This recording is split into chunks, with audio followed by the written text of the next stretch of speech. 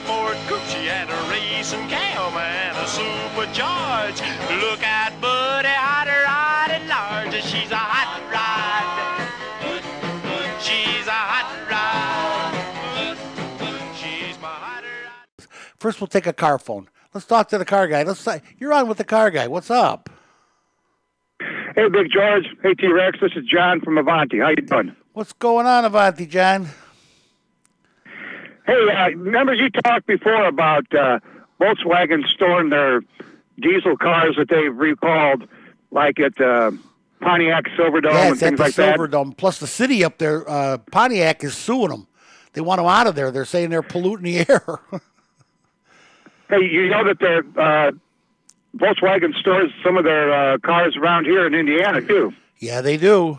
Somebody was telling me about that. Yeah, they're stored over by the Gary Airport. They rent space. Okay. You know what, John? I would really like to see them. And this idea came from Hank the Crank out in South Holland months ago. He said, why don't they give these cars to the high schools, the tech centers, the colleges, the tech centers, and let them take them apart and put them back together and see just what gives. Why are they just not giving them away? Why let them rot and pollute our ground and our air and everything else, sit and rot? What do you want to do that for? Why don't they give them to somebody and make some use out of them? Well, I think they're afraid that they might fall through the cracks and end up back driven on the road with the bad programming on the computer and still pollute like they did. Well, the cheating programming, that was deliberate. Yeah. That was okay. I got a question for you about braking material that the pads and stuff are made out of. Now, years ago in the 70s and 80s, the best thing for high performance was semi-metallic. And you could get semi-metallic disc pads fairly easily. And for semi-metallic brake shoes, I used to have to send away to New York. Now I think that the best braking material high performance is ceramic, right? Absolutely. The ceramic has turned out to be... Ceramics were only available on squad cars and first responder vehicles before, okay, because of their ability to dissipate heat. But the problem you have is they got to have a little bit of hot to stop. The state troopers used to drive down I-65 or I-57 here in Illinois, and they would every once in a while just ride that brake a little bit to keep the pads hot in case they had to make a panic stop, because the ceramics, they've come a long way with the ceramics now, don't I mind you. But originally, you could not panic stop with ceramic pads if they weren't slightly warmed up. So the coppers were trained to ride the brake just for, a mile, just a little bit, get that warmed up and let it be. And then they stopped there. So now my question is, it's not too difficult to find disc brake pads with ceramic braking material. What about brake shoes? Is that easy to find, or is that hard to find with ceramic material? It's very rare. The brake shoes. Of course, there's not that many drum brake vehicles out there anymore. They're almost all four-wheel disc. But the ones that are drum brakes, they're... But I'm not talking... Right, but I'm not talking about putting them on a new car. I'm talking about putting them on one of my old ones. You know what I'm saying? Yeah. You're just upgrading the braking material. And I just wondered if you've seen very many brake shoes with ceramic. Well, unless the car came with them, it's pretty rare that you can find them with ceramic. No. See, that's some of the newer cars that have drum brakes in the rear have ceramic shoes. But the old ones never did. Yeah, the old ones never did. Okay, so the new ones do come with ceramic brake shoes. Not all of them, just some.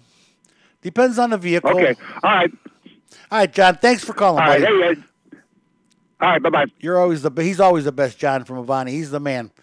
You talk about old cars, man. Him and I can sit and jaw for hours. T-Rex has to get us going here. Big George, Tim, what's happening? It's Nick. Hey, man, oh, man, this is outstanding. Nick Cohn, the man from WHFB in Benton Harbor, St. Joe, AM 1060. Nobody got to meet you down here yet, Nick. You're yet to be on. Now, Rick has been on the Car Guy Show, but you have not. Now you have. And I'm glad I talked to you the other day, and I got the ask to call in this morning, and I was I'm usually up here anyways listening to the show, and I got something for you this morning that I think is Car Guy worthy of calling in. I thought being my first time calling in, I'd throw you a curveball here. So you go for I don't know if you saw in the news the other day.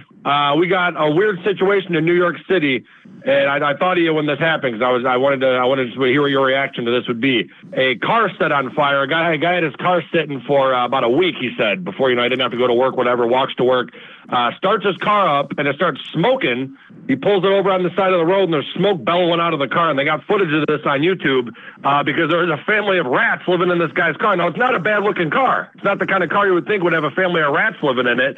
But so there's a bunch of rats inside the engine, I guess, and somehow that got the car smoking. And the headliner for the video is a family of NYC rats set the guy's car on fire. Oh, when you get a free second, you got to check that out. I thought of you guys when this happened. I said this would be something to throw Big George's way. Oh, you see, Nick, rats don't really care where they sleep. they didn't want to. They pick a Chevy or a Ford? What'd they pick? I don't think they care. But I'm telling you, we have pulled some horrible things out from under the hood of vehicles. I had a fleet of trucks one time. One time from the Canteen Corporation, and the guy had started up his car and it made a horrible noise, so he turned it off, had it towed in. There was a part of a raccoon in the belt. The whole raccoon wasn't there anymore.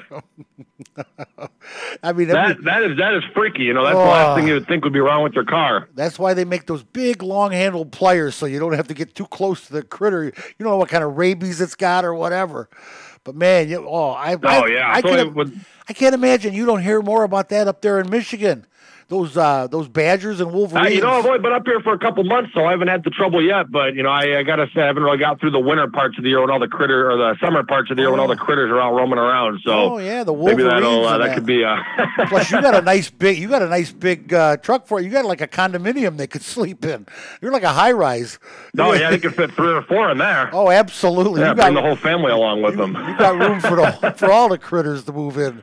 Oh my God! They'll be selling tickets outside of your truck one morning when you get out there. I love it. Yeah, right. What's the weather like up there, Nick? Is it sunny up there? Yeah, it's working on it. There's actually a big parade going through St. Joe today, so I know there's going to be people out and about. So I'm hoping it does warm up a little bit, but it's kind of chilly outside actually. So we'll see the sun starting to work its way out, but. Yeah, no, we're sunny here, but it's only 50 degrees. We got a big parade in Lansing today too, the Good Neighbor Day parade, right downtown. Okay, yeah. I think I've heard of that. I got some family out kind of by your way. I think we talked about this before, so I think I've actually heard of that. That's that'll be neat. It's always a good day for a parade, right? Bundle up and bring some hot chocolate, coffee with you, whatever it is. Warm yourself up, and you're good to go. Yeah, I like driving in a float in a parade, usually with a flask and some beef jerky, but not kangaroo jerky, beef. Some kangaroo jerky. Yeah, listeners don't know that this is the guy that eats kangaroo for breakfast. It's my man, Nick. Good day, Nick. Breakfast, lunch, dinner. He's something else. Oh, they can't really categorize kangaroo as a breakfast food or a dinner food. So it's, eat it all day, eat it for all meals. Yeah, did it put a little bounce in your step or no? Put the little bounce in my gut, a couple hours later, but that's about it. I'll bet it does.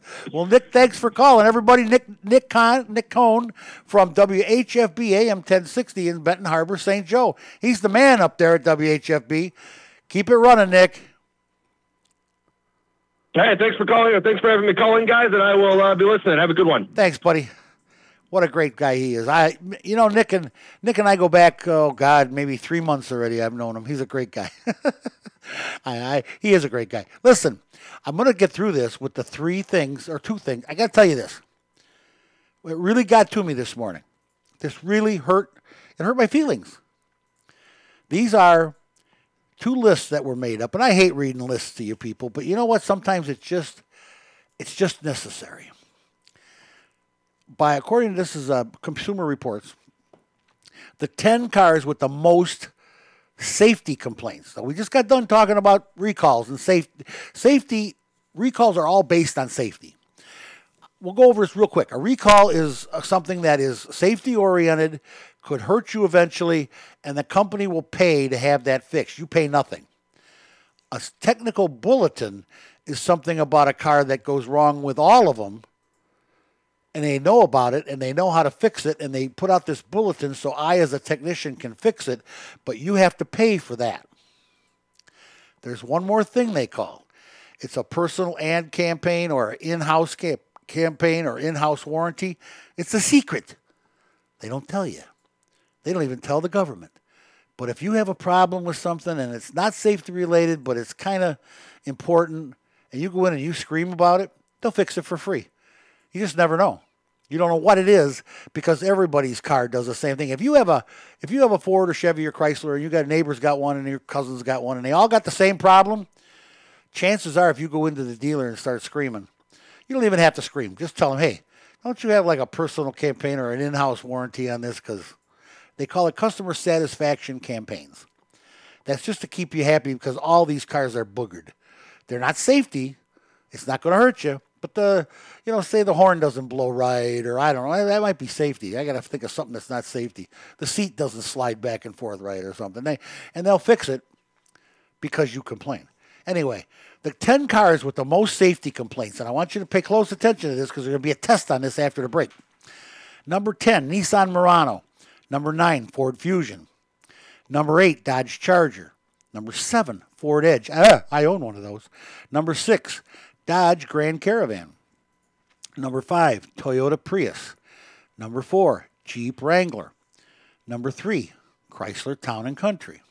Number 2, Jeep Grand Cherokee. And the number 1 safety complaint car in the country is the Chrysler 300. The most safety complaints. Do you notice anything there? 8 out of 10 are the big 3. Chevy, GM, and Chrysler. Okay? 8 out of 10. Matter of fact, there's no Chevy in there. It's Chrysler, Jeep, and Ford. Dodge. Ford and Dodge again. 8 out of 10 are made in Detroit. For God's sakes, we got to start doing something a little better. Now, the top 5 most reliable vehicles in our world. Okay? According to Bankrate. These are the cars that were voted the top reliable vehicles to own in our country. Number 5 is Volkswagen. Number 4 is Audi. Of course, the Volkswagen, as long as it doesn't stink. Number 3 is a Nissan. Number 4 is Honda. And number 1 is Toyota. Did you notice anything there? Of the 5 most reliable cars in our country, according to Bankrate, not one in the top 5 is what I call an American-made car. And I know everybody argues some of these cars are made here and that, but they're not American-made cars. They're not part of the big 3, as far as I'm concerned. I don't care if Toyota is made right here in Indiana. The main corporate headquarters are in Japan, and that's where the big dough goes. And yeah, they've got some investment here, but they're making money off their investment here. They have employees. They're making money here. That's still not our company. Don't kid yourself. So I don't know. What are we doing wrong? Why? Why can't we crack the top 5 in reliable? Why can't we at least get out of the top 10 in least reliable or most safety complaints? If you're at a dealership for Toyota or Honda or Ford or whatever, that goes through the whole company, and it updates the system and tells everybody where we are and what you're in for service. Now, you're under warranty. You bring your car in, and it takes 20 minutes of ticky-ticky-type to just put in all the silliness so that they can probably sell you something down the road. They know more about you than your first 3 wives, trust me. Well, there's only 2 companies that make that software. Believe that or not. One is called GDK. I don't know what that stands for. Something about global. But it's GDK Global and Reynolds and Reynolds. Now, Reynolds and Reynolds Corp is the one I'm familiar with. The dealers all have it. GDK, I think it might be out west more. But the dealers all around here are using Reynolds and Reynolds that I'm aware of. Well, now guess what? Not only are they nosy and take way too much information just so their service writers can ticky-ticky-type and put all your lifelong goodies in there, your underwear size, your sock size, they're getting sued. The government, our government, has said, hey, we're going to sue you guys because there's only 2 of you. You bought out all the competition. You've done all you just basically banned anybody out there. The 2 of you have taken over the car data business, and of course, the government's jealous of anybody that gets more data than them because they want their people ticky typing. They really want that. They want to hear those computers zinging with your information. The last time you blew your nose, write it in. Well, anyway, they're calling this, and I've never heard of this. Now, I need a lawyer here. If there's a Philadelphia lawyer out there, give me a call, because even if you're not in Philadelphia, they call it a duopoly. Now, I've heard of a monopoly. You can have a monopoly and get sued because you're not supposed to be the only company that does that. Well, now, because there's only 2 of these, they're calling it a duopoly. Duopoly. Now, tell me that word doesn't sound like fun. I was at the duopoly last night. But you know what? Where there's a word, there's a lawsuit. I mean, that's no kidding. This is just a joke. So, start up another company and do it. I mean, come on. Well, we got to talk Uber for a second. And as you know, as the weeks go by, I am less and less a fan of Uber. They don't treat their people right. They're sneaky. They're always in court doing something they shouldn't be doing. They're bad guys. Okay? Well, here, let me read you what I wrote this out so I could share this with you. First, we know that Uber is in court with a company called Waymo. It's an autonomous car company that has all this research and deep into research, and they're getting all this stuff together about self-driving cars. Waymo says Uber is stealing their data. Okay, Uber doesn't want to hire their own scientists. They're going to steal it from Waymo. But Uber says, okay, you caught us. We're stealing your data, but we aren't guilty because we didn't use any of it. Not yet. They just stole it. They're keeping it for later. All right. An engineer named Tony Lewandowski worked for Uber while still employed by Waymo. Oh yeah, this is like a James Bond movie. Oh, and it gets better and better. Listen here. Uber CEO Travis Kalanick sounds like something you get. Yeah, sounds like something you do when you that sounds medical. Was quoted as saying, "Autonomous cars are existential necessity for Uber, as the high turnover of qualified drivers with cars is costing Uber heavily." Well, here's the story. Uber can't find drivers. Why? Because they treat them like crap. That's why. It's just not fair. Well, in a late breaking news now, you remember originally we talked about Uber having this program that would jam Lyft and the other car companies that were doing this ride sharing thing. It was called their program. It was a computer program called Hell, and they were using it to block people from calling Lyft and bringing their phone call to Uber instead of Lyft. People thought they were calling somebody else, and they got Uber because Uber was jamming this thing with their computer program called Hell. Well, now, the U.S. Department of Justice has begun a criminal investigation into Uber Technologies Inc., for the use of software that helps drivers evade local transportation regulars. 2 sources familiar with the situation has told Reuters. This is a report by Reuters. Uber has acknowledged that the software known as Greyball helped it identify and circumvent government officials who were trying to clamp down on Uber in areas where its services had not yet been approved, such as, say, Portland, Oregon. Uber is not wanted everywhere, simply because of the way they do business, because of the way the sneakiness of it all. Let me just tell you, little by little, Uber they're fading themselves out of the business with their tactics.